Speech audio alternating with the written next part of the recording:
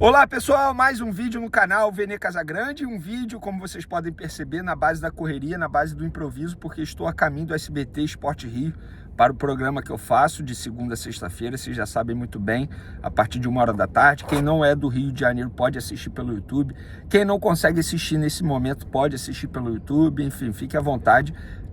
Confesso para vocês que eu gosto demais desse programa, é um programa divertido e também com muita informação. Mas, no vídeo aqui no canal Vene Casagrande, eu estou vindo aqui gravar esse vídeo, repito, na correria aqui, indo para o SBT, porque eu quero falar sobre a eleição presidencial do Flamengo. Ontem foi uma cobertura extremamente cansativa, mas foi uma cobertura muito boa, porque a gente pôde mais uma vez fazer um trabalho, no meu ponto de vista, um trabalho super imparcial, trazendo sempre os dois lados, na verdade os três lados, né? Porque tinha o Maurício Gomes de Matos também, não tinha só o BAP, não tinha só o Rodrigo Dunche, tinha o Maurício Gomes de Matos, que acabou ficando na terceira colocação.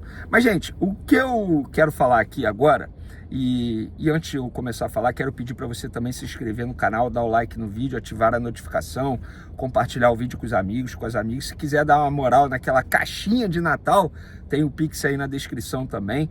Enfim, o que eu quero falar no vídeo de agora é sobre essa eleição. E eu acompanho o Flamengo desde 2017. Assim como jornalista, obviamente, porque como torcedor eu vi muitas eleições também, lembro muito a de 2012, com Eduardo Bandeira de Mello se tornando presidente, vencendo Patrícia Amorim, enfim. Desde 2017 eu acompanho de perto o Flamengo como jornalista. E de lá para cá eu vi a eleição de 2018, vi a eleição de 2022 e vi essa agora.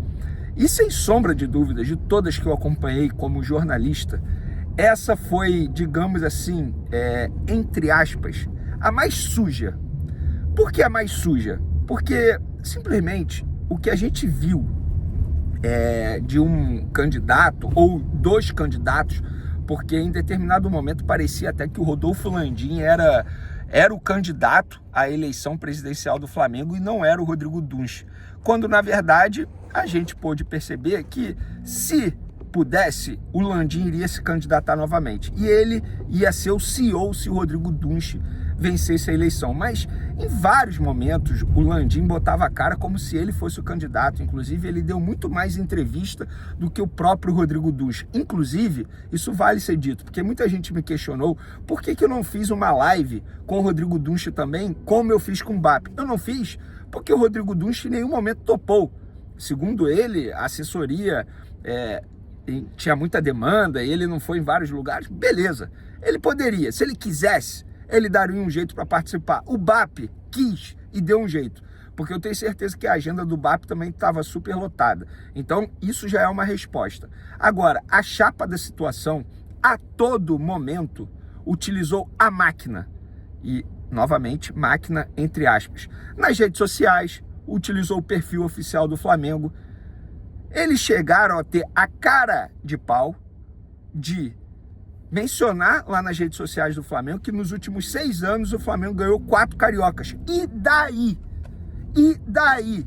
Para que fazer um recorte como esse para mencionar Campeonato Carioca? A gente pôde ver em um jogo do Flamengo no Maracanã, gandulas utilizando camisa roxa da candidatura do Rodrigo Dunche. A gente pôde ver moradores de condomínio próximo à Gávea ganhando presente, os sócios, obviamente, ganhando presente, que é a camisa roxa da campanha eleitoral. A todo momento utilizaram a máquina, utilizaram o fator construção do estádio próprio para tentar ganhar votos. Então foi uma eleição extremamente suja de um lado. E, gente, isso aqui quem está falando não é um torcedor. Eu, como torcedor, eu tenho a minha linha política, eu tenho o meu pensamento.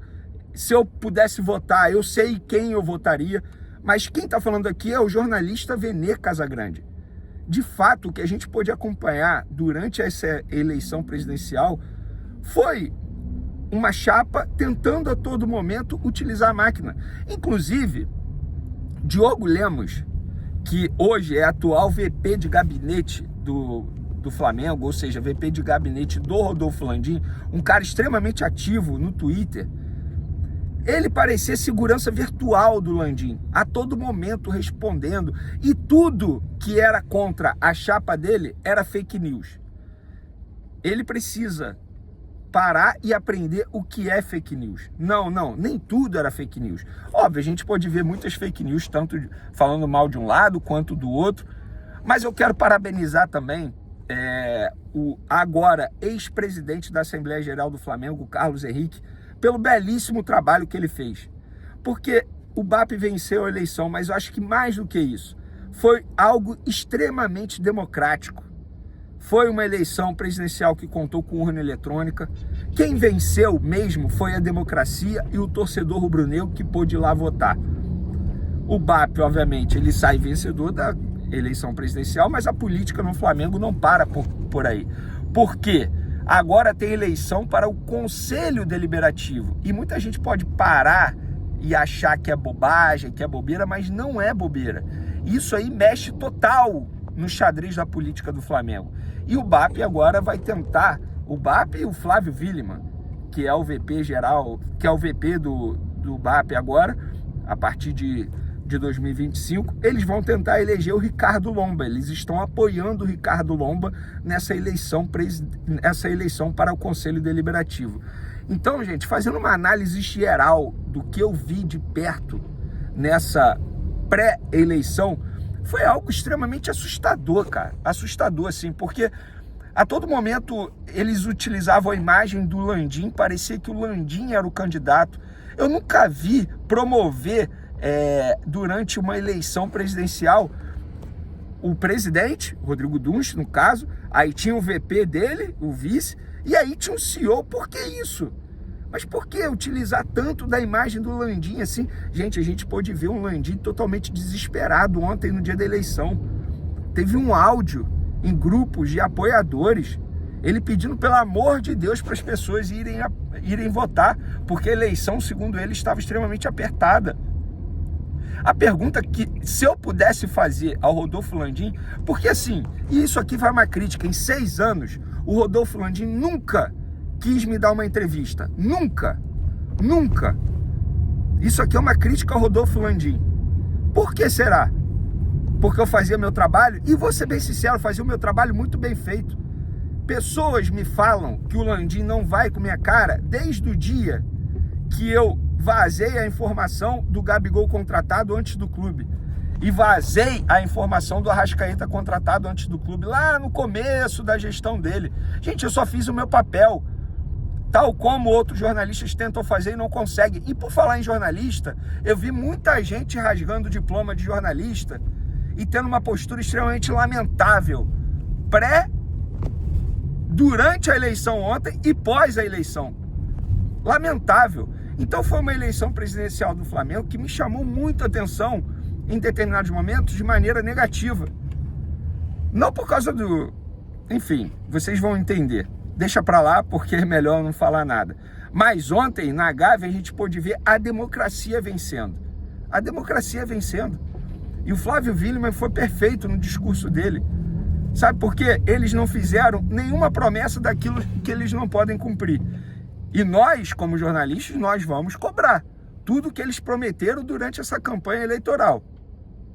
Tudo que eles prometeram. Nós estaremos aqui para cobrar.